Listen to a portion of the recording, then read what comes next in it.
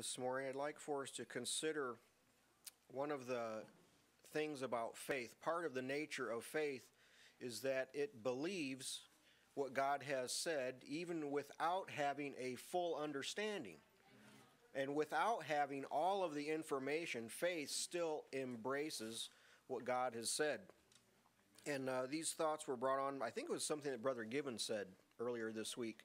Just a thought in passing that caught my attention was that Abraham believed God before he had all the information. So I want to take a few minutes to look at this example. This is the father of the faithful. So this is the prime example to look at. Now when Abraham was 75 years old, the Lord spoke to him the first time and gave him this promise. This is in Genesis chapter 12.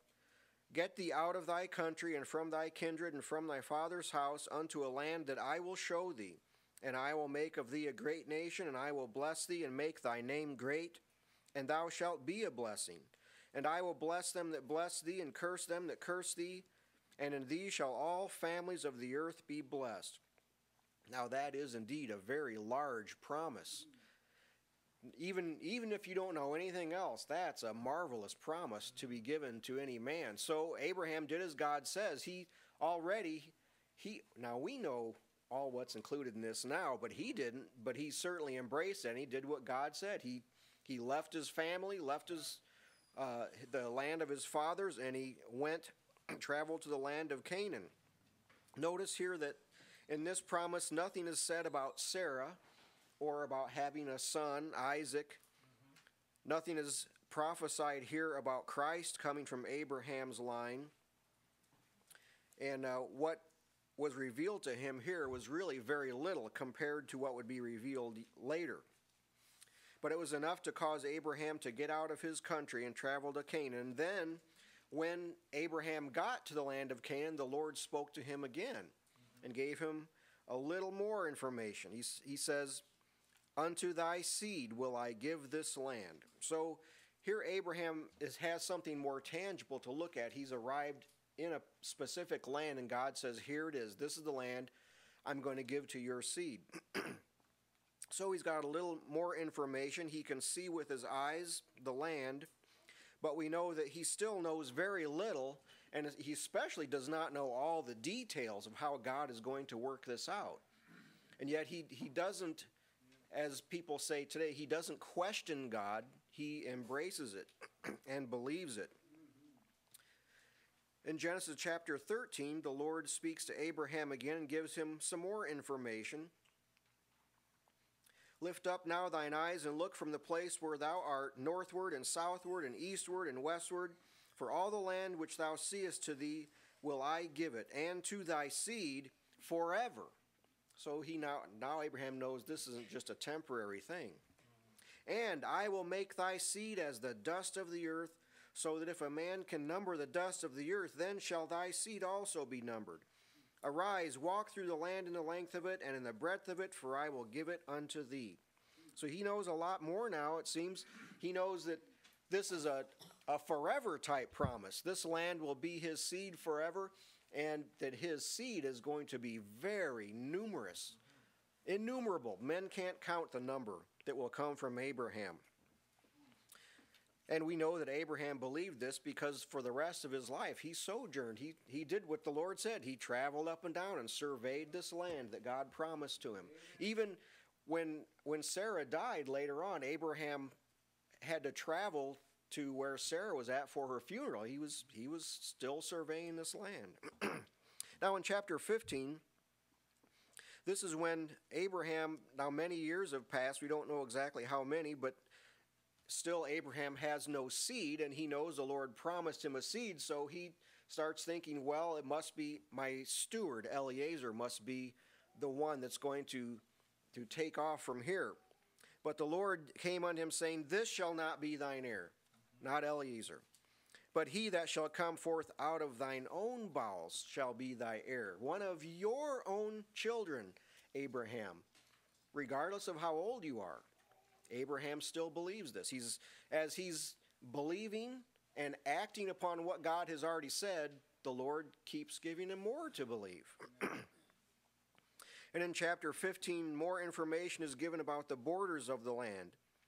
Unto thy seed have I given this land, from the river of Egypt unto the great river, the river Euphrates. The Kenites, the Kenizzites, the Cadmonites, and the Hittites, the Perizzites, the Rephaims, the Amorites, the Canaanites, and the Girgashites, and the Jebusites. Notice how that as Abraham continues to believe and survey the land, he still doesn't understand the whole issue of his seed. Now, the land part is easier to comprehend, even though all the details of that were not given either. For example, there were people who were presently living in this land. It wasn't abandoned. It wasn't like he was just going to move in. Well, all these details had not been worked out for him yet.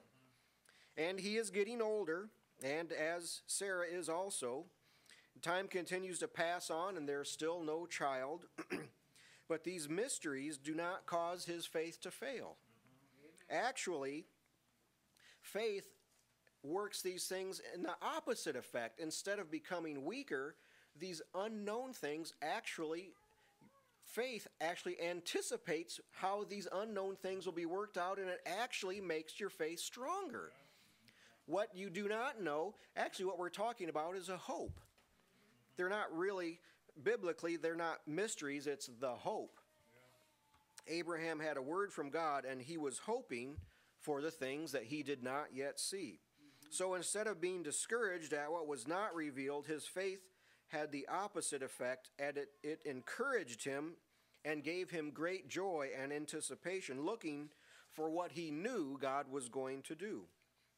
Now in chapter 16, Ishmael is born, and at this point we're told that Abraham is now 86 years old. So about 11 years have passed since God first gave this promise unto him, and still Abraham does not know how it will be fulfilled. No word to this date has been said about Sarah. Abraham still has no concept of the true magnitude of what has been promised unto him, but I don't doubt that he sensed it was much greater than he could see. And in Genesis chapter 17, Abraham is now 99 years old. And the Lord appears to him again and expounds upon his promise, saying that he will be the father of many nations and be exceeding fruitful. The everlasting covenant of circumcision is established with Abraham. The Lord tells him that kings will come from him. The land of promise, the land of Canaan is promised as an everlasting possession. And God promises that he will be the God of Abraham and his seed. So this is opening up a little more. God's making it look better and better every time he speaks. And also for the first time, now that Abraham is 99 years old, the Lord finally reveals to him that Sarah, his wife, will bear the son, and he also reveals the name of the son, Isaac. So now Abraham knows that his wife, Sarah, will be the mother, and he knows that the promised son will be born of her.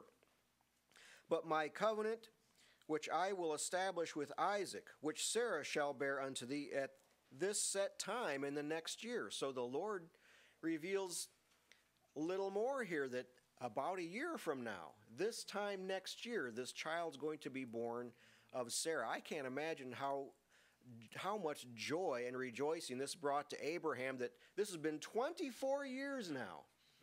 How have you ever had to wait for anything for 24 years? I mean, something specific that God promised, and you wait. Abraham waited 24 years not knowing, and now it's revealed.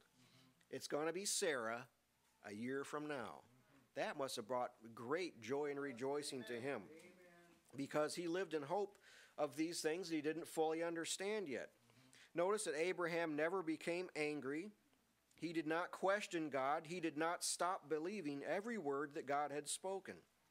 Instead of time making the promise erode away, faith and time caused the promise to grow larger and larger for Abraham. So in Abraham, God demonstrates the potency of faith. Abraham responds in faith to God's word by continuing to believe and survey the land. God responds to Abraham's faith by continuing to open up his marvelous promise little by little. God intentionally kept all of the information from Abraham just to show what faith is capable of doing. And at the same time, the Lord did not keep Abraham in the dark and guessing about what was